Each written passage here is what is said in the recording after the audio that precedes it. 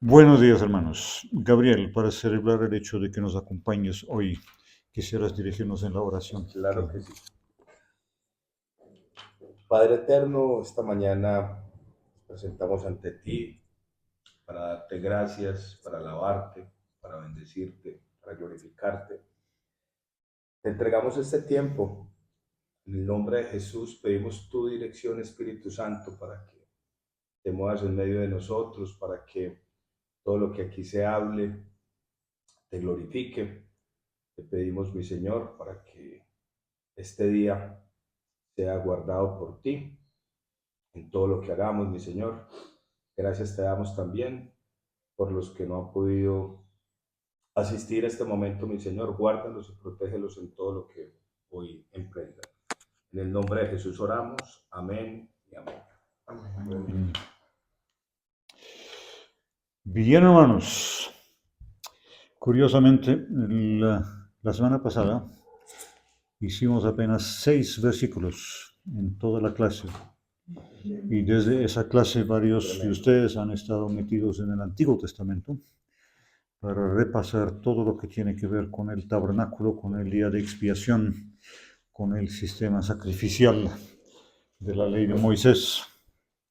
Y nos falta esta porción final del capítulo 3, desde el 27 hasta el 31.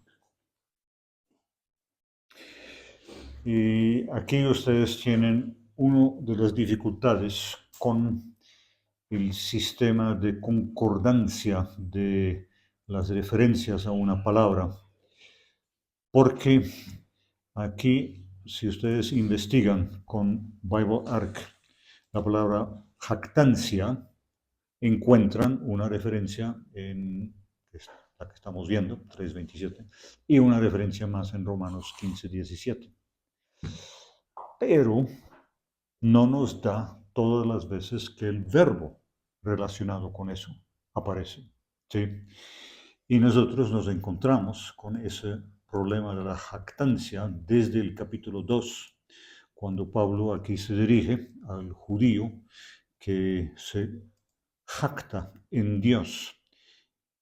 Y entonces ahora es la referencia al verbo, kauhaumai, que aparece unos 5 veces, ahí están las veces, pero otra vez uno se queda corto porque en el capítulo 11 encontramos otra vez el tema de la jactancia y ahora lo encontramos, pero ya no kauhaumai, sino kata kauhaumai. Katakauhaumai, que es la misma raíz. Es decir, ven mi reclamo. Estamos hablando de una raíz, se da con el sustantivo en el 3:27, se da como verbo, kauhaumai, en el 2 y 5 veces, y ahora en la forma con un aditivo al principio, katakauhaumai, que es otra vez jactancia, y debería estar todo eso unido para que uno encuentre en su estudio bíblico cada uno de estos para hacer un estudio de jactarse en Romanos. Y hace más complicado el asunto por esta forma de organizarlo. Pequeño reclamo, espero de que los de BibleArc estén tomando nota para hacer las modificaciones del caso. Que, sí. Leo, ¿y hay algún diccionario con el que no sepa cuáles son las otras palabras que él podría relacionar con esa? En Bible Hub tú puedes encontrar más cosas sobre eso. Normalmente te dirigen a Strong's Concordance, que está disponible en español, está disponible en línea, donde antes de darle concaugesis, por ejemplo, te va a dar lo que son las veces que ocurre la palabra, pero también te va a decir, por favor, mirar también. Y esa es la parte que falta, ¿sí? Para uno tener en cuenta las otras formas en que esta misma raíz se utiliza. ¿Dónde queda pues la jactancia?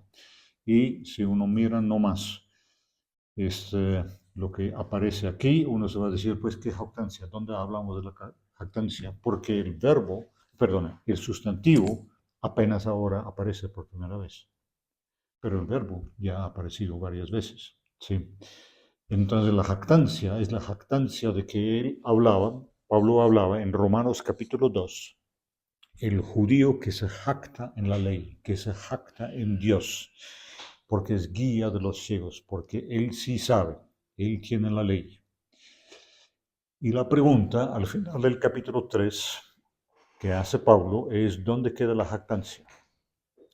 Y recuerdan que él había empezado el capítulo con, ¿por qué no lo hacemos aquí en esta Foreman Bible Gateway? ¿Cuál es entonces la ventaja del judío? ¿Cuál es el beneficio de la circuncisión? Y aquí Pablo dice, mucho beneficio. De ellos es la circuncisión, de ellos son los pactos, etcétera, etcétera. En el capítulo 9 nos va a dar una lista más extensa de las ventajas, los privilegios de los judíos. Pero el capítulo 3 y la semana pasada enfatizamos lo escandaloso de lo que Pablo está diciendo.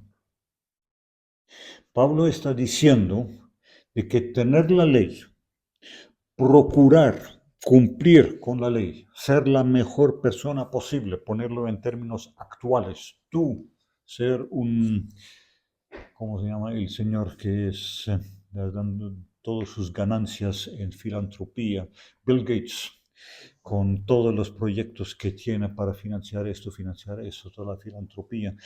Esta persona no tiene ninguna ventaja. Por lo que Pablo dice en los versículos del 10 en adelante, todos son pecadores, no hay justo. ¿Sí? Incluso esta lista que él nos da aquí, como lo dice al final, es una lista que él ha tomado de las escrituras judías. Lo que dice ahí, no hay justo, ni siquiera no hay quien busca a Dios, lo dice la ley. Y lo que la ley dice, lo dice a quienes están bajo la ley, a los mismos judíos. Esto no está escrito para gentiles. El escándalo del capítulo 3 de Romanos es, no hay diferencia. Y por eso termina con esta pregunta. ¿Dónde queda entonces la jactancia? Y noten que de hecho no ha terminado Pablo con la jactancia, porque en el capítulo 5 vamos a volver a ver el tema y ahora habla del creyente que se jacta en Dios. Y unas cosas mucho más sorprendentes. ¿Dónde pues queda la jactancia? Está excluida. ¿Por cuál ley? ¿La ley de las obras? No, sino por la ley de la fe. Ya les comenté, hacer un estudio en el término ley en Pablo sería muy interesante y muy confuso. ¿Qué es eso de la ley de la fe? ¿Sí? Está excluida la jactancia por la ley de la fe, porque consideramos que el hombre es justificado por medio de la fe aparte de obras de la ley.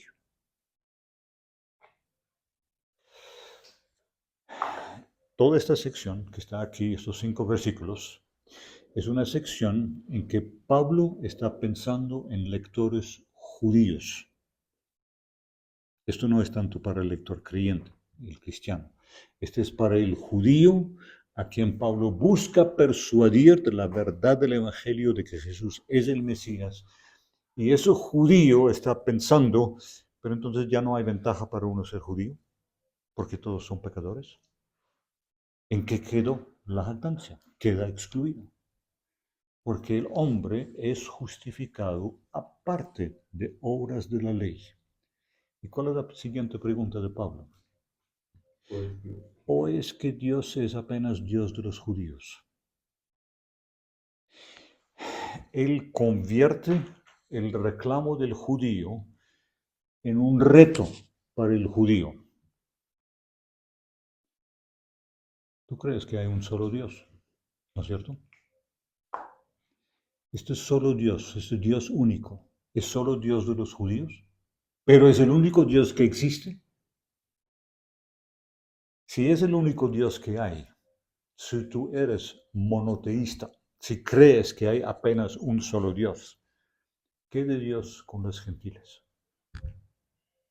Sí. Lo vuelve una pregunta apologética para el judío. ¿Acaso Dios es solo Dios de los judíos, no también de los gentiles? Claro que también de los gentiles, es obvio. Sí. De veras, Dios es el que justifica al que es de la circuncisión por la fe, a partir de la fe, y al que es de la incircuncisión a partir de la fe. Ahora la fe. Antes en el capítulo, el pecado era el que nivelaba a todos. Hacía de que no había diferencia entre judíos. Ahora es la fe que nivela a todos. Dios justifica por medio de la fe tanto al que es de la circuncisión como a aquel que es de la incircuncisión. Y ahora responde la pregunta obvia que tiene todo judío que escucha eso. Entonces, por medio de esa fe, ¿estamos cancelando la ley? ¿Estamos anulando la ley? De ninguna manera, ni pensarlo. Estamos estableciendo la ley. Y esa es la parte rara. Estamos estableciendo la ley. Ahora noten una cosa que Pablo ha dicho en lo que viene aquí antes. Versículo 20 del capítulo 3. Porque por las obras de la ley ningún ser humano será justificado delante de él. Otra vez la resonancia del Salmo 143, versículo 2. Pues por medio de la ley viene el conocimiento del pecado. Aquí Pablo lo dice por primera vez, y esto Pablo lo va a ampliar hasta el capítulo 7, punto culminante. ¿Sí? Pablo puede concluir el capítulo diciendo, no estamos cancelando la ley, sino que estamos confirmando la ley, estableciendo la ley, porque aquí en Romanos él argumenta cuál es el propósito de la ley. La ley nunca iba a hacernos justos. Sí, no puede. Y nos va a explicar al principio del capítulo 8 por qué la ley no puede justificar. Pero algo que la ley sí hace, la ley da a conocer el pecado. ¿Sí? Lo que dice ahí en el 3:20, por medio de la ley es el conocimiento del pecado. Este es lo que ahora va a ampliar en el capítulo 5, en el capítulo 7. ¿Sí? La ley es lo que nos da conocimiento del pecado. Noten, por favor, de que nosotros hoy, como creyentes, ya estamos leyendo el Antiguo Testamento desde la perspectiva de Pablo. Es muy difícil deshacernos de las lentes paulinas cuando leemos el Antiguo Testamento. La ley da a conocer el pecado. El pecado ya está desde Génesis 3.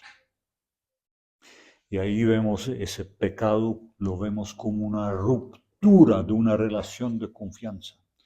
Lo vemos como una bofetada que el ser humano le da a Dios. Ya no necesito a ti. Yo voy a ser mi propio Dios.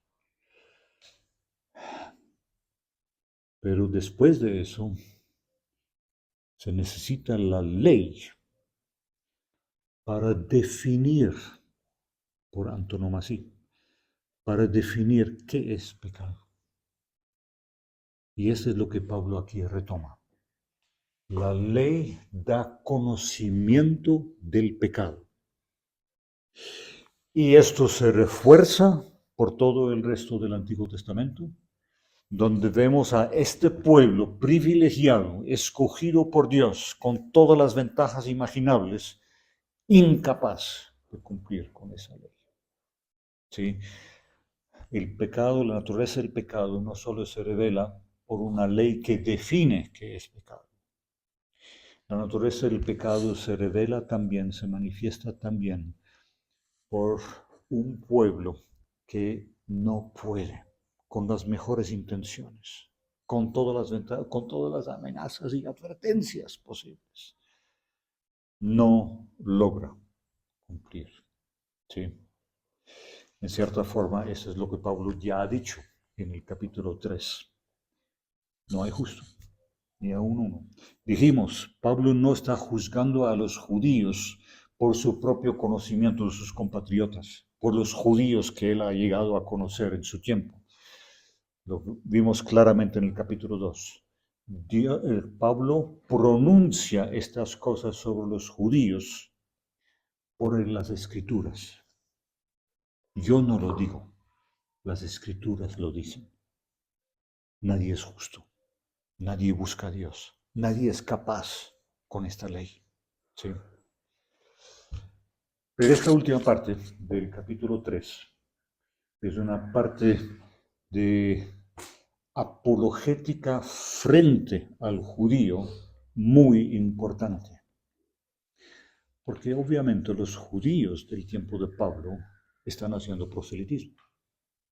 Están buscando ganar a gentiles, a gente alrededor, sus vecinos, para que ojalá se unan a la sinagoga y ojalá se hagan circuncidar, así volviéndose prosélitos y volviéndose judíos.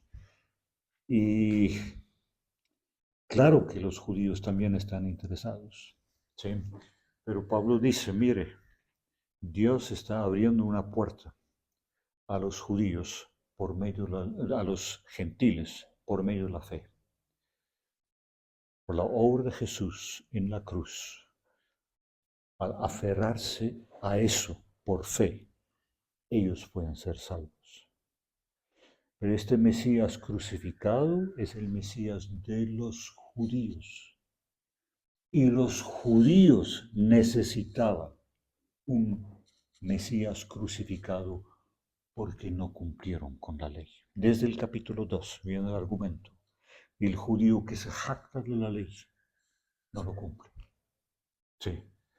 Entonces ahí el argumento de Pablo, ¿acaso Dios es solamente Dios de los judíos? Todo judío tiene que contestar, claro que no, hay un solo Dios, es Dios de todos. ¿Sí? Y ahora, dice Pablo, por medio de la fe, Dios justifica al que es de la circuncisión y al que es de la incircuncisión. Nivelación. ¿Sí? Se quita el muro de división entre gentiles y judíos. Y ya que no hay ninguna pregunta, Elisa. Teo, el 30, pues me gustaría saber cómo es la traducción y cuáles serían esas palabras en el 30, porque dice, porque en verdad Dios es uno el cual justificará en virtud de la fe a los circuncisos y por medio de la fe a los incircuncisos. Esa diferencia entre en virtud y por medio de la fe. Ek es la palabra que utiliza cuando habla de la circuncisión a partir de la fe, y con la incircuncisión es por medio de la fe. En los dos casos, la fe es apenas instrumental, no es la base de la justificación. La base de la justificación es la cruz de Cristo. Es lo que la muerte de Jesús en la cruz por nuestros pecados. Con el circunciso pone aún más énfasis en el ek, Dios, con base en la fe, porque para el circunciso es importante que es la diferencia a partir de las obras o a partir de la fe. A partir de la fe. Las obras no sirven, ¿sí? Para el gentil no existe el problema. El gentil no piensa de que por sus méritos, por sus obras se va a salvar. Pero para el gentil también es por medio de la fe, que él tiene ahora acceso. Y eso es lo que va a ampliar en el siguiente capítulo, donde hace ahora el paralelo entre el gentil que por la fe es justificado con Abraham, que por la fe fue justificado, según Génesis 15. ¿Sí? Pero buena observación de que hay una diferencia ahí, y la traducción lo resalta, en virtud de, por medio de, ek a partir de la fe para la circuncisión, día por medio de, claramente instrumental. Pero en los dos casos, por favor, tengan cuidado, como cristianos evangélicos protestantes en general, tenemos el hábito de contrastar la salvación por obras y la salvación por la fe. Ese no es el contraste. El contraste es entre salvación por obras y salvación por la obra de Jesús, que nosotros lo recibimos por la fe. Sí, pero eso es lo que se contrasta en eso. Por eso, perdóname, en la primera parte de mi respuesta enfaticé de que la fe es instrumental. En este caso, no es la base. La base es Jesús, su muerte en la cruz por nosotros. Sí. Sigo derecho. Juan David está pidiendo micrófono. Bien. Sí. Evo, eso de confirmamos la ley, uno también lo podría relacionarlo con que, o sea, si la ley nos muestra el problema del pecado, pero también en esta nueva vida que estamos empezando a vivir, renunciamos a ese pecado y lo que habíamos hablado antes de que somos muertos al pecado. Entonces, pues al uno ser muerto al pecado, pues como que también va a vivir una vida dedicada a glorificar a Dios y eso, pues, en parte es obediencia a lo que Él nos dice. También lo podemos ver o ahí la relación no sería de ese estilo.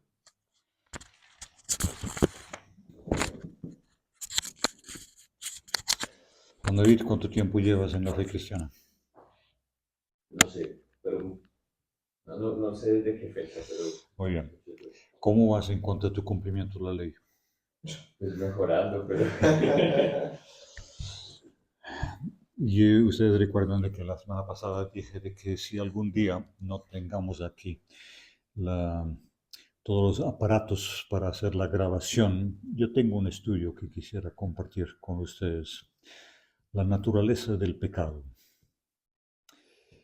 Y de hecho, para ese tiempo de hace 2 semanas hubiera caído de perlas, porque justamente habíamos visto todo lo que Pablo dice, la lista de textos. No hay justo ni aún uno.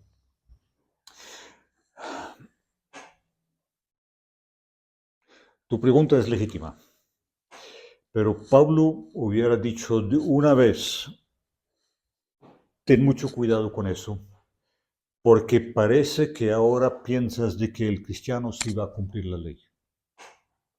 Cuando llegamos al capítulo 7 de Romanos, voy a argumentar que Pablo lo escribe para aquel creyente que piensa que ahora que es creyente, ahora sí puede con la ley. Y Pablo dice, si haces esto, terminas en el fracaso completo. No va a funcionar. Pero la pregunta es, y es una pregunta que surge por toda la carta de los romanos, Pablo descarta desde los primeros capítulos una justificación por medio de la ley. Y sin embargo, la carta está construida de tal manera de que es obvio que para Pablo el tema de la conducta del creyente es clave. Y cuando él al final del capítulo 5, principio del capítulo 6, dice, bueno, si la gracia de Dios sobreabunda ahí donde abundó el pecado, ¿seguimos en el pecado para que abunda aún más la gracia?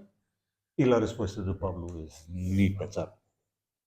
Desde el capítulo 6, no apenas desde el capítulo 12, pero desde el capítulo 6 ya Pablo está hablando de la conducta y de la importancia de ellos ahora, libres del pecado, entreguen sus miembros, su cuerpo, al Señor para llegar a ser instrumentos de justicia, en vez de lo que habían sido antes, instrumentos de injusticia. Pablo, tú dices de que esa ley ya no rige sobre nosotros. capítulo 6. No estamos bajo el régimen de la ley, sino bajo el régimen de la gracia. Y sin embargo, una porción tan amplia de esta carta tiene que ver con la conducta del nuevo creyente. ¿No estás introduciendo la ley otra vez por la puerta de atrás? ¿No estás de nuevo insistiendo? Entonces, la pregunta clave que surge a partir de estos primeros capítulos es, si todo es por gracia, no es por obras, ¿cuál es la relación que Pablo percibe o establece entre la gracia de Dios en Jesús el Mesías y esa nueva vida del creyente que surge a partir de esa gracia de Dios? Ya podemos decir, las pautas que Pablo da para la nueva vida cristiana no es una nueva ley, definitivamente. No es para nosotros justificarnos ante Dios. No es para nosotros asegurar nuestra salvación. Entonces, ¿cuál es el lugar que ocupa eso que Pablo dice sobre la conducta del creyente, la transformación de vida, como dice en Romanos 12:2? ¿Cuál es su relación, la relación de esa nueva conducta con la gracia? Y la pregunta es muy pertinente en el medio en que estamos, porque es muy fácil, escuchando la predicación en la mayoría de las iglesias, perdóname si estoy aquí haciendo una caricatura y ustedes pueden darme múltiples ejemplos donde no es así. La caricatura es, tú entras a la fe por la gracia, por reconocer tu pecado, pedirle perdón a Dios, recibir su gracia que está en la cruz de Cristo y que te perdona de todos los pecados. Y parece que de ahí en adelante toda la vida del creyente es ahora no embarrarlo. Cuídate, ¿sí? Y aquí tenemos algunos. Santiago, Juan David, jóvenes que andan con un concepto en la cabeza, aun si no lo tienen totalmente articulado, ni están conscientes de eso, de que el pecado, ya bueno, todavía no soy perfecto, pero dame tiempito. ¿Sí? ¿Qué es lo normal del nuevo creyente, especialmente si es joven? Los jóvenes son idealistas, todo el mundo está por cautivar, por conquistar. Y estamos con gente ya de tercera edad que se ha dado cuenta que no es así, de que uno sí, al principio pensaba, no, yo poco de esfuerzo y ya. Y más bien uno va descubriendo de que el pecado va mucho más hondo, más profundo, más arraigado en la vida de uno, en la forma de pensar de uno, de actuar de uno, y que es una lucha tan fuerte a los 70 años que a los 17 años que tiene Juan David. Que,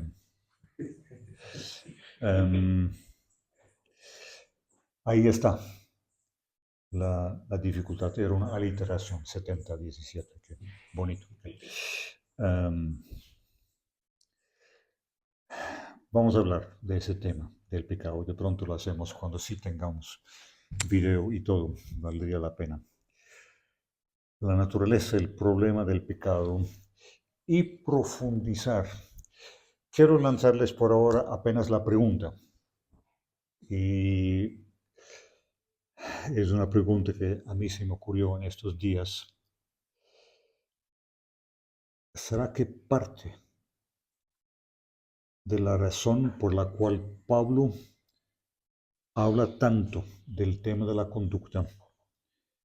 Lo vamos a ver aquí desde el capítulo 6, desde el capítulo 12 especialmente. ¿Será que lo toca tanto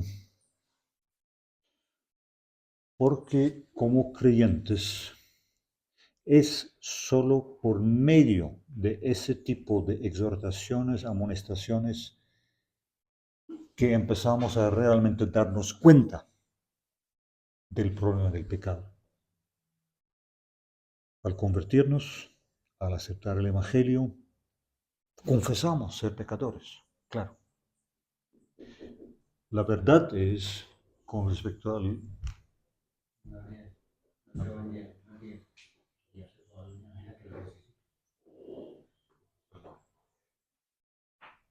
La verdad es que con respecto al pecado,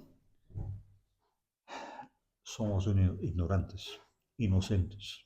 No tenemos al principio de nuestra vida cristiana ni la menor idea de la gravedad del pecado. En el librito El Evangelio de los Andrajosos, el autor Brennan Manning da, al puro principio del libro, una ilustración bien bonita de cómo es el concepto de la mayoría de los creyentes con respecto al pecado. Cuenta la anécdota del plomero que por primera vez se encuentra con las cataratas de Niágara. Ya les he contado esto seguramente. Con las cataratas de Niágara, es plomero, mira esas cataratas por un tiempo y dice, yo creo que puedo arreglar esto. Así de ignorante, inocente es la actitud de casi todos los creyentes frente a la realidad del pecado. Vale la pena profundizar. Y les dejo la pregunta. De hecho, para el creyente, Tim Keller lo dice en varios de sus sermones, de hecho, el creyente necesita la gracia para poder llegar a ser honesto consigo mismo con respecto al pecado. Uno sin la gracia, tratar de enfrentar la realidad del pecado lo destruye a uno. Uno termina en el desespero. ¿Qué se va a hacer? Imposible. Es solo por la gracia de Dios que estamos en posición de por fin enfrentar esta realidad y tratar de hacer algo frente a eso. ¿Sí? Entonces, ¿será que esa es parte de todas esas pautas, orientaciones, exhortaciones que encontramos en el Nuevo Testamento? Recuerda, creo que lo dijimos la semana pasada, recuerda, para el judío promedio que conoce bien la ley del Antiguo Testamento, una lectura del Nuevo Testamento le produce la reacción, esto que aquí se demanda es mucho más pesado que lo que demanda la ley de Moisés. ¿Sí? Y así es, efectivamente. ¿Sí? ¿Será que parte del propósito, esa es mi pregunta, para que lo reflexionen, será que parte del propósito de Pablo es que por medio de esas amonestaciones, esas exhortaciones, esas pautas que nos da, lleguemos a caer en la cuenta con respecto a nuestra lucha, nuestro propio problema con el pecado? Pregunta nomás por ahora. Todavía no hemos llegado a esos capítulos donde Pablo trata de frente con la nueva conducta. Perdona si estoy aquí adelantándome. Santiago. No, a ver, no me quiero meter en fango, entonces puedes pasar la pregunta. Pero cuando estabas explicando que no hay hombre justo, y es algo que yo también he comentado, me vino la pregunta de qué onda con Job, que lo mencionan como justo. Está fuera es un momento fuera de la ley de Moisés, pero pues está ubicado, pues estaría ubicado como después de eso, entonces no sabría cómo dónde ponerlo a él en caso de que alguien lo trajera como contraargumento. Muy bien, muy bien, muy bien, muy bien, muy bien. ¿Tú has leído todo el 100 años de soledad? No, no. Ay, ay, ay, qué envidia. Todavía tienes eso por delante. Uy, Un gran libro. y ahora no puedo usar la ilustración porque no quiero dañarte la lectura. Em, pero cuando llegas al final del libro Cien años de soledad, te vas a hacer la pregunta sobre Job. ¿Ustedes han leído la reseña que hace Mario Vargas Llosa. Mario Vargas Llosa de Cien años de soledad? Es brillante, es fantástico. Y es para un cristiano especialmente interesante por ver el análisis que hace Vargas Llosa de Cien años de soledad. El libro de Job estaba, perdónenme, si me extiendo ustedes me paran. Es un libro que para el cristiano promedio le infunde terror. Si Dios pudo hacerle eso a Job, ¿será que no lo puede hacer a mí? Sí. Y cómo es no tanto la fe de Job, sino la fe de Dios, de pensar de que Job sí aguanta. Espero que Dios sepa de que yo no soy así.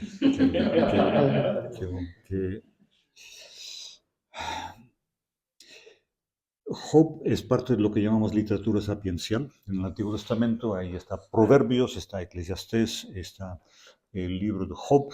Tenemos también salmos sapienciales, etc. Pero son los tres libros clásicos de la literatura sapiencial. Si uno lee Proverbios, aunque esto casi que es una caricatura de Proverbios, porque muchas veces Proverbios nos muestra, realmente la cosa no es así. Pero primera impresión de Proverbios, y eso es típico de literatura sapiencial en otras partes del antiguo Medio Oriente, especialmente en Egipto, pero hay literatura sapiencial también de Mesopotamia. Primera impresión es, hay una ley de causa-efecto. Tú te portas bien y las cosas te van a ir bien. Tú eres prudente y las cosas te funcionan. Tú eres necio, las cosas van a ir mal. Sí.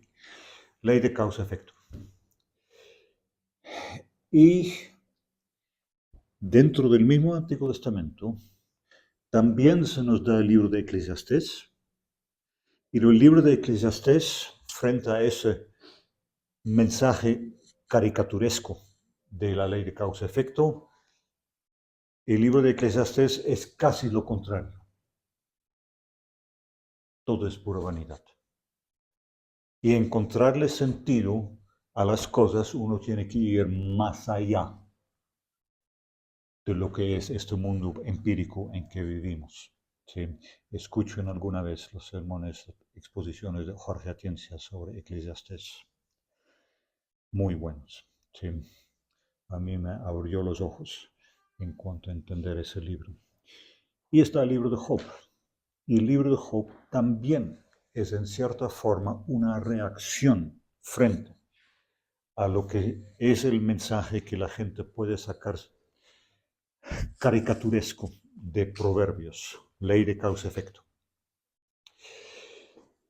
El libro de Job es la respuesta contundente para toda teología de la prosperidad.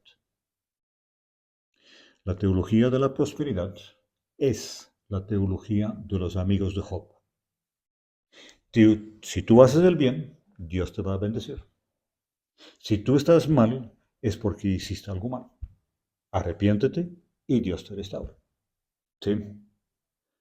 Porque el creyente, ¿sí? Si él hace lo bueno, va a ser bendecido. ¿Sí? Y al final del libro descubrimos, los amigos de Job no hablaron bien de Dios. Y necesitan la intercesión de Job para que Dios no los castigue por el tipo de consejo que le dieron a Job. ¿Sí? Nuestra dificultad con el tema de la justicia de Job frente a lo que acabamos de estudiar en Romanos 3, no hay justo ni aún uno. Nuestra dificultad es que en el Antiguo Testamento y aún en el Nuevo Testamento, principio del Evangelio de Lucas y algunas veces en el libro de Hechos, pero que se utiliza el término justo, lo pueden encontrar en Génesis, desde Génesis 6, Noé. Noé fue un hombre justo, estamos hablando antes de la ley de Moisés. Y estamos hablando de justos dentro del libro de Génesis. Se habla de justos dentro de la historia de Israel y se habla de justos al principio del Evangelio de Lucas, cuando se habla de los padres de Juan Bautista. Se dice que son justos. Entonces, los evangelios generalmente nos hablan de cómo es que Jesús confronta a aquellos que se piensan justos. Incluso dentro del Nuevo Testamento parece ser una buena definición de qué es lo que la Biblia llama hipocresía. Hipocresía para nosotros hoy es aparentar algo que no se es. En el caso de Jesús confrontar la hipocresía de los fariseos, cuando Pablo en Gálatas confronta la hipocresía de Pedro y otros cristianos judíos, hipocresía parece más bien, es una palabra condenatoria, es una palabra en contra de aquellos que se piensan justos cuando no lo son. No es tanto de que saben que son malos y aparentan ser otra cosa, sino que piensan ser justos y no lo son.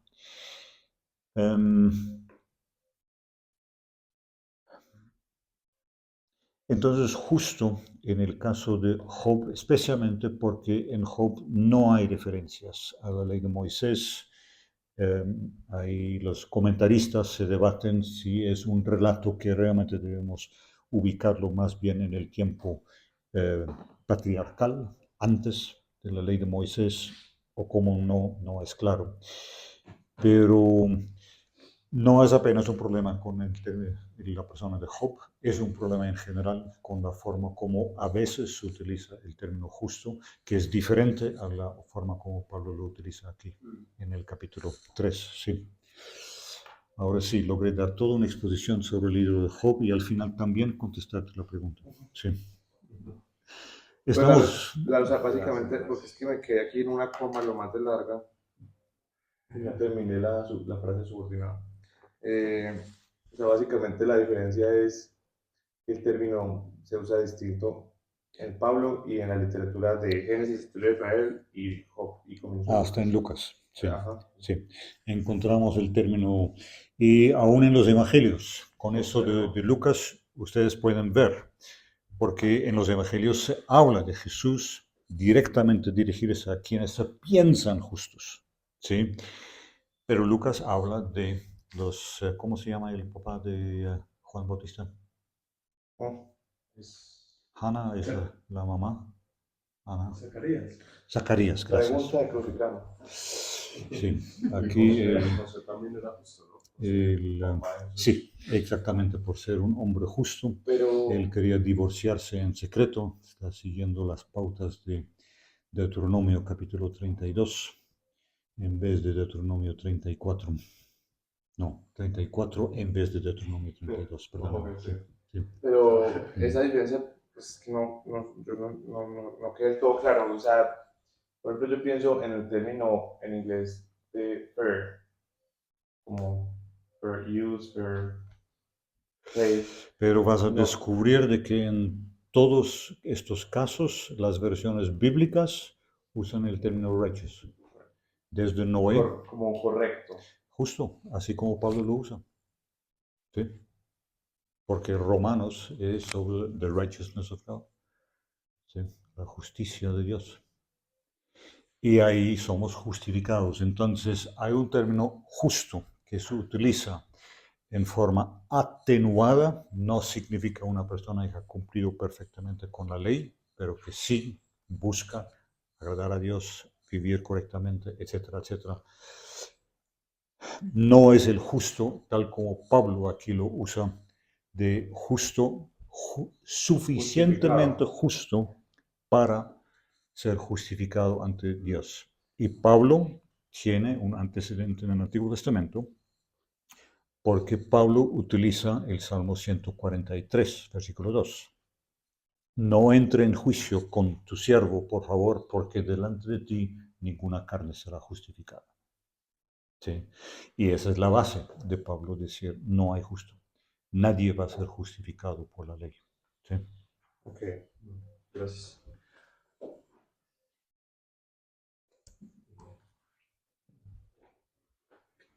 ¿Has podido completar la oración? Sí, claro. Qué bueno, muy bien. Bien, hermanos. Creo que ustedes no quieren entrar al capítulo 4. Sí. Juan Es David. que me quedé pensando con lo que dijiste ahorita,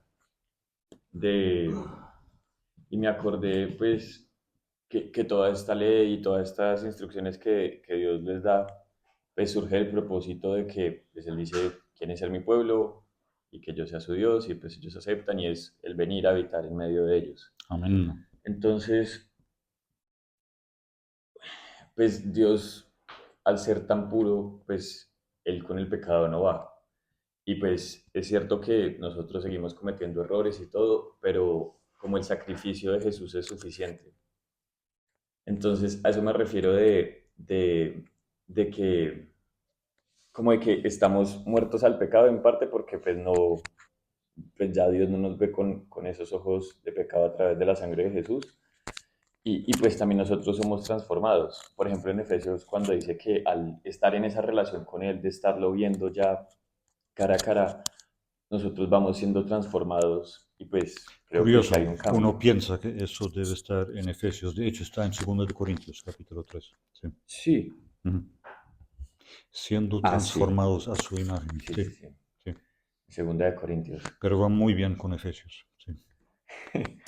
Ok, entonces, o sea, como mi punto es, ya estamos muertos al pecado y pasamos al reino de Dios y estamos en relación con Él, pero pues todo sigue siendo, es por Él y esa transformación también sigue siendo por Él y pues de alguna forma también nosotros hacemos parte de esa relación y nos seguimos esforzando y todo, pero Y es curioso de que cuando Pablo habla de esa transformación en Romanos 12, versículo 2, ¿sí? Ser transformados, es ser transformados por medio de la renovación de vuestra mente. Y esa renovación de la mente, Pablo parece que lo ve como responsabilidad del creyente, porque es parte del imperativo, no os conforméis. ¿Sí? Entonces, no conformarse, ser renovados, eso es lo que va a producir la transformación. Obviamente que eso no se da sino con la ayuda del Espíritu Santo, de la obra de Dios en nosotros. Pero Pablo nos da la responsabilidad. Nosotros debemos conscientemente estar tomando distancia de las formas de pensar y la forma de ser del mundo alrededor. ¿Sí? Pero por favor, no hablar de cooperación entre el creyente y Dios. Para alguien que viene en la Reforma Protestante, eso produce escalofríos. ¿Sí? Bien, hermanos, capítulo 4. ¡Daram! Corriendo. ¿Tú tenías una pregunta? No. A la 1, a las 2. ¿Qué diremos entonces que Abraham encontró? Abraham, nuestro prócer según la carne. Propatora es un poco más que sencillamente padre. Y el término prócer va muy bien, sí. Patriarca, bueno, sí. Porque si Abraham fue justificado a partir de las obras, ahí ves el ex ahora, a partir de las obras, él tendría de que jactarse. Y aquí tienen otra forma de caugema. ¿Sí? Ya van con 4 diferentes palabras. Deberían todos estar juntos en la concordancia. tendría de qué jactarse, ¿sí? Pero no delante de Dios. Porque ¿qué dice la Escritura? Abraham creyó en Dios y le fue contado por justicia. Génesis capítulo 15, versículo 6. Pero al que obra, el salario no se le cuenta según gracia como un regalo, sino como deuda. La persona que trabaja, que obra, uno le da el salario porque se lo ha ganado. Eso es para ¿Sí? hablar con el jefe directamente. Sí, Me ¿no es sirve cierto? mucho. A ver, Estamos hablando por José en su diálogo con el jefe. gracias por Em, eso. al que obra, perdón, al que no obra, sino que cree en aquel que justifica al impío, a este se le cuenta su fe para justicia. Muy bien, espero que tu jefe no conozca ese versículo, que ahí estás en problemas. Así como también David habla de la bendición de la persona a quien Dios le reconoce justicia aparte de obras. Y aquí ustedes tienen una diferencia, una transición entre el argumento de Pablo en Gálatas con respecto a Abraham y el argumento ampliado que ahora nos da en Romanos. Esta parte, este uso del Salmo que nos da es el Salmo 32, si no estoy mal. No, por favor, ahí no es. 32, 1, Sí, Salmo 32.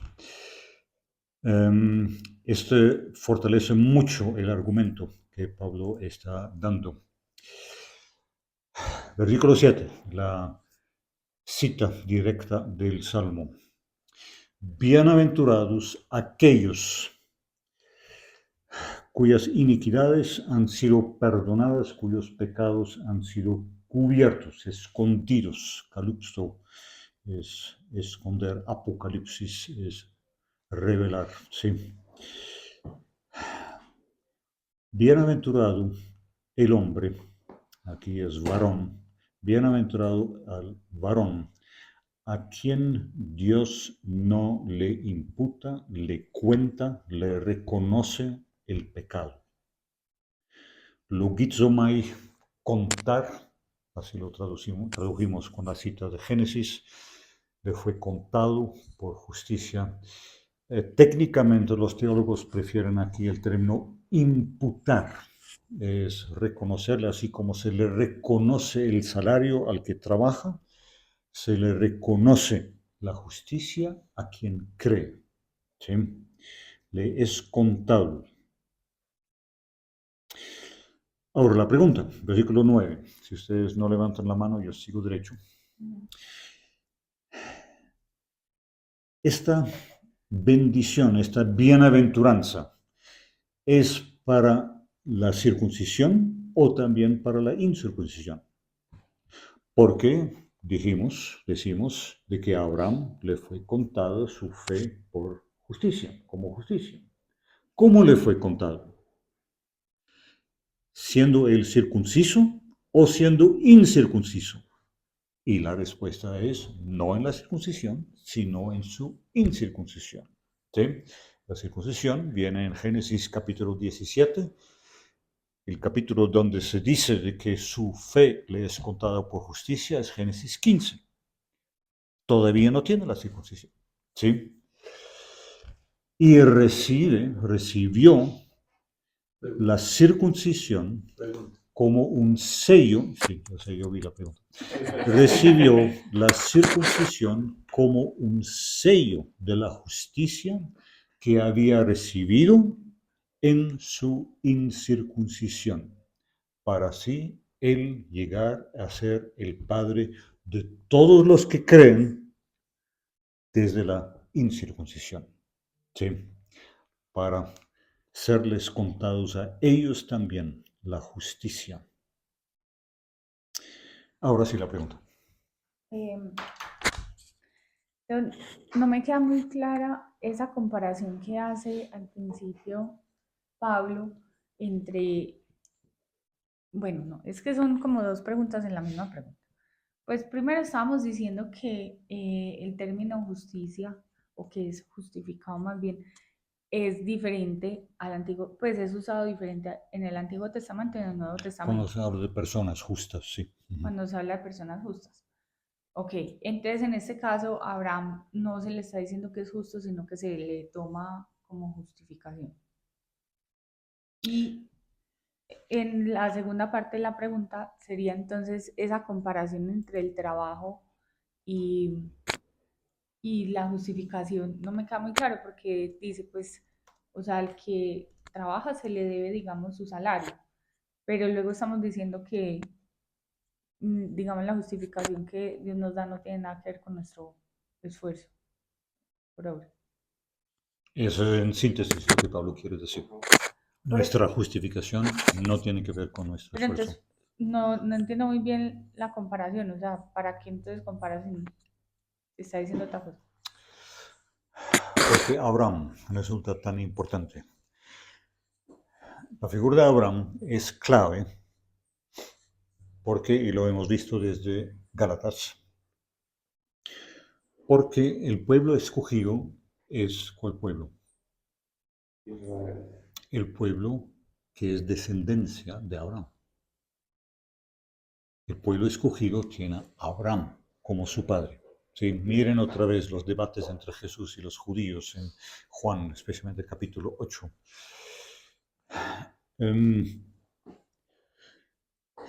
Y lo que Pablo ha argumentado, era claro en Gálatas ya, lo que Pablo ha argumentado es, a diferencia de lo que dicen los judíos, que ahora están tratando de hacer prosélitos de los gentiles, los judíos que evangelizan, que buscan ganar adeptos, están diciendo, tú, aunque eres gentil, puedes llegar a ser hijo de Abraham, parte del pueblo escogido, si te circuncidas.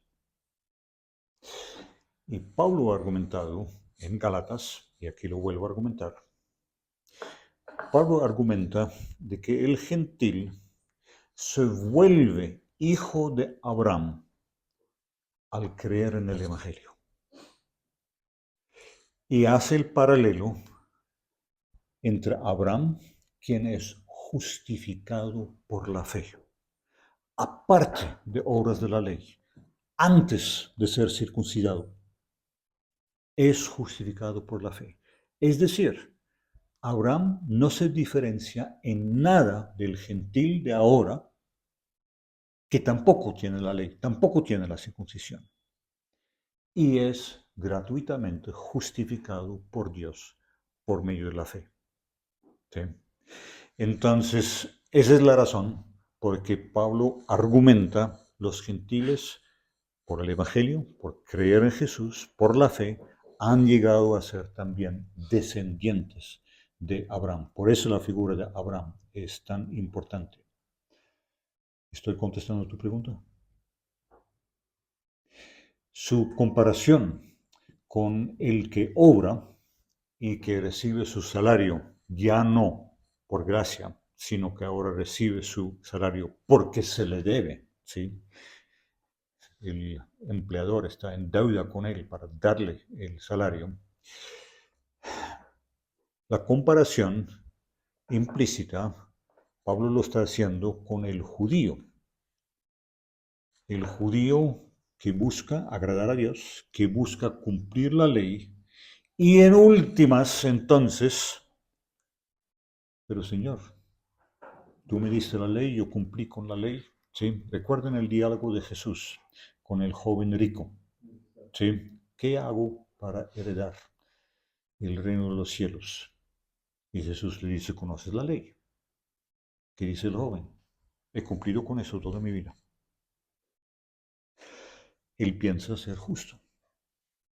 Pero ¿qué pasa entonces? Lo que Pablo está diciendo aquí. En este caso, entonces, Dios tiene que recibirlo en el reino de los cielos porque Dios se lo debe. Tiene derecho a eso porque ha cumplido con la ley.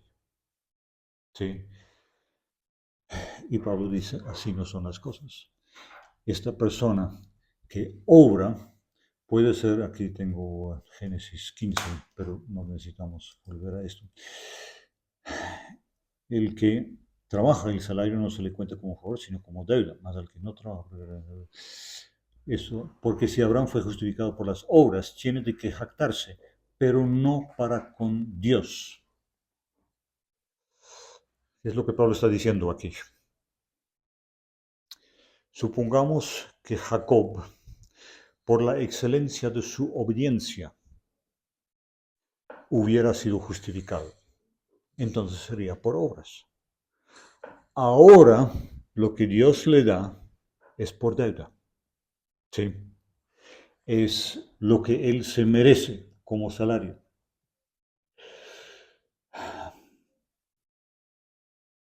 Lo raro es, y esa es la pregunta de la sección, si Abraham fue justificado por las obras, tiene de que jactarse, pero no para con Dios. Pablo aquí está pensando en que aquellos que buscan cumplir con la ley se jactan, ya lo hemos visto en Romanos 2, se jactan de la ley, se jactan de Dios y todo eso. Aquí dice, pero no tienen que jactarse con Dios. ¿Por qué no? Si cumplieron con la ley que Dios mismo les dio, ¿por qué no tendrían que jactarse con Dios? Es muy curioso. La implicación es el que realmente puede jactarse delante de Dios es aquel que recibe gratis de Dios por la fe esa justicia que Dios le da libremente y gratuitamente y no una justicia que Él se ha hecho para sí mismo. Vamos a volver a eso en Romanos capítulo 9, últimos versículos y los primeros versículos del capítulo 10. La injusticia, según Pablo, del judío, miremoslo de una vez, al rechazar esta justicia gratis que Dios está dando en el Evangelio, ¿qué es lo que ocurre? Hermanos, deseo mi corazón, mi oración por Dios, por ellos, para su salvación, porque yo testifico a su obra que tienen celo de Dios, estamos hablando de los judíos, pero no conforme a un pleno conocimiento, pues desconociendo la justicia de Dios. Y más adelante va a decir, no se trata apenas de desconocer, se trata de no someterse, no se sometieron a la justicia de Dios. ¿Y qué es lo que terminan haciendo? Procurando establecer la suya propia. El que no acepta la justicia que Dios le da gratis, gratuitamente, por la cruz de Cristo, termina estableciendo su propia justicia. Me parece que es la única explicación que se puede dar de por qué Pablo dice, puede tener que jactarse de sus obras y todo eso, pero no para con Dios. Porque su justicia no es una justicia. No para sí mismo, él es el que las hace. No es una justicia que Dios le dio gratuitamente. Es una justicia que se hizo él mismo. ¿Sí? Juan David, no, Sí. apenas estirando el brazo. Sí, esto, sosteniendo la cabeza. Dos preguntas, voy a tratar de hacerlas muy rápido. La primera es... La respuesta también tiene que ser rápida. No. Hemos hablado de la fe como instrumento para la salvación. Y eso es cierto.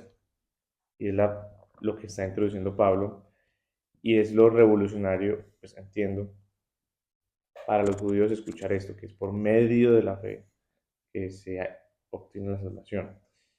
Me cuestiona, me genera la pregunta de, entonces, el judío cómo entendía antes la fe, o qué significaba la fe para el judío antes de que Pablo llegara con, pues sí, fe en Dios, pero ¿para qué o con qué sentido? Es la primera, y ahorita hago la segunda. ¿Qué tal si me das la segunda también? No tiene nada que ver. Ah, completamente diferente. Sí. En el Antiguo Testamento, el tema de la fe como tal, muy pocas veces es que tiene un protagonismo importante. En la historia de Abraham, claro que sí. Y lo que vamos a ver aquí en el capítulo 4 es importante en la vida de Abraham, mucho más allá de este versículo en el capítulo 15, versículo 6. Es en toda su vida cuando cree que Dios le va a dar un hijo, cuando cree que Dios hasta puede restaurarle a Isaac después de él sacrificarlo. Allí figura. Tenemos un texto en Isaías, capítulo 7, donde el profeta Isaías reconviene al rey Acaz por falta de fe. ¿Sí? Si tú no crees, no serás confirmado. Y es en hebreo un juego de palabras, porque la misma raíz que es base de creer es también la raíz de ser confirmado. Y lo encontramos en Habacuc, capítulo 2, versículo 4. Y ahora en Habacuc 2, 4 es bastante importante porque esto, el justo por la fe vivirá, tiene que ver, tiene que ver con esa fe del israelita que cree en las promesas de Dios a pesar de las circunstancias, a pesar de los juicios que Dios manda contra Israel, a pesar de ser conquistados, ser llevados al exilio y todo eso, el justo por la fe vivirá. Cree en Dios, como dice al final de Habacuc 3, cree en Dios aún cuando todo parece deshacerse.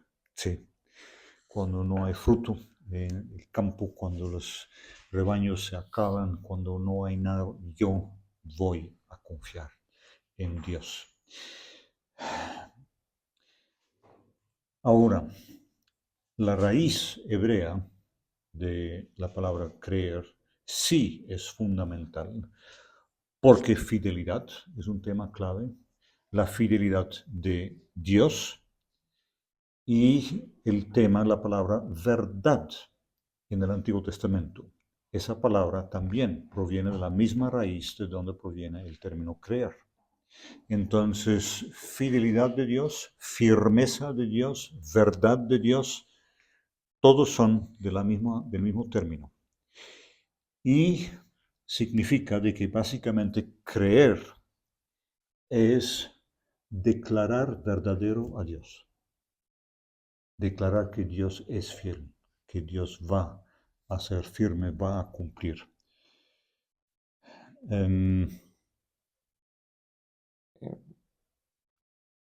Pero fe, el sentido de justificación de que Pablo está hablando aquí, propiamente no vas a encontrarlo así en el Antiguo Testamento. Sea, que no hace una distinción muy clara entre la fe o la fe que podría tener un judío en Yahvé a la fe que podría tener un... Cuando se trata de fe en Yahvé, generalmente se trata de ser fiel a Dios y esto significa concretamente apartarse de cualquier idolatría o cualquier práctica pagana. Eso es ser fiel a Dios. ¿Sí? Pero Sí. aunque no esté implícito en algunos pasajes del Antiguo Testamento, digamos, en los mismos términos de la fe que justifica, pero sí hay algunos episodios que hablan de esa fe, tipo Josué y Caleb cuando fueron y vieron lo que había y volvieron, y aunque los otros 10 dijeron que no se podía, ellos dijeron que sí podemos porque Dios nos lo entregó. Sí.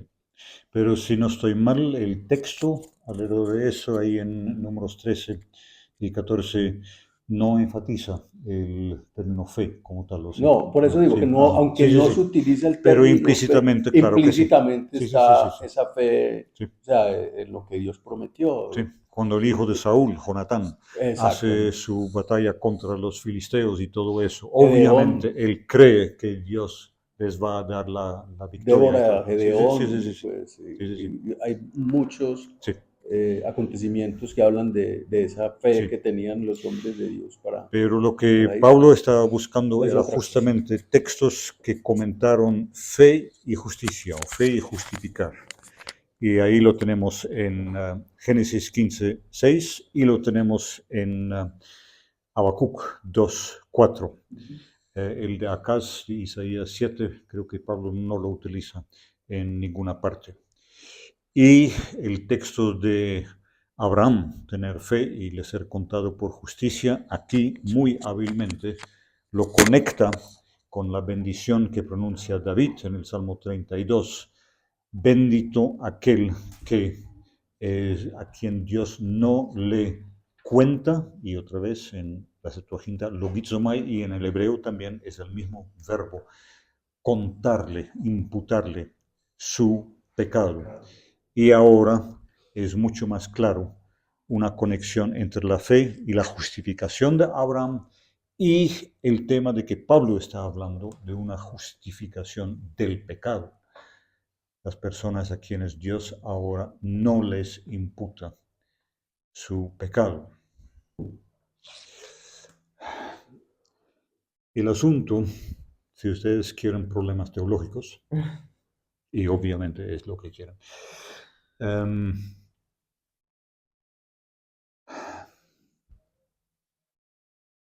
en el caso de Abraham, nuestra lectura de Génesis deja ver de que en el caso de Abraham hacer una distinción entre fe y obediencia no funciona. Cuando Dios lo llama y él deja su tierra y va a la tierra prometida, cree en Dios y obedece. Obedecer y creer son cosas que van juntos. Otro problema que surge con este argumento basado en Abraham para el argumento de Pablo es, en el caso de Abraham, en Génesis 15, 6, ¿cuál es el objeto de la fe de Abraham? El objeto de la fe es la promesa que Dios le da. Pero en el caso del gentil que escucha el Evangelio y cree, es muy diferente. Ahora el objeto de su fe es la obra de Dios en el Mesías, en la cruz del Calvario. Sí. Entonces, es el problema de analogía. Uno puede establecer una comparación. Si uno empuja la comparación lo suficiente, va a encontrar áreas donde no aplica. Es inevitable. ¿Sí? Lo llamamos abuso de analogía. Pero aquí el punto que Pablo quiere establecer, los gentiles son hijos de Abraham, sin la circuncisión, porque ellos siguen en los pasos de fe de Abraham, una fe que Abraham tenía en su incircuncisión.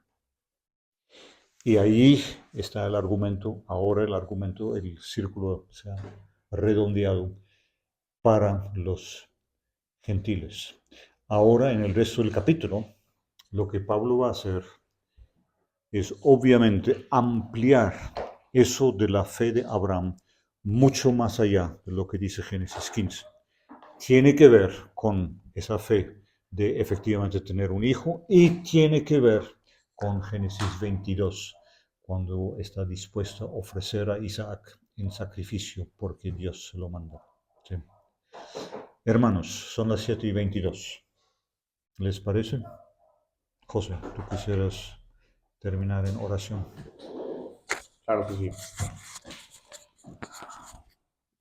Amado Padre, gracias por el día de hoy, por esta reunión, porque cada día podemos aprender más de ti.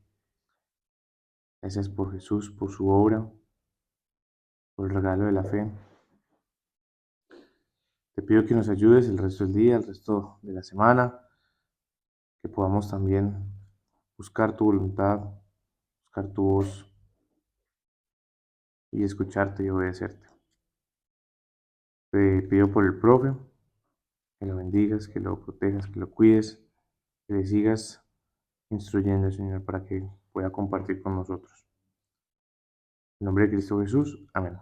Amén. Amén.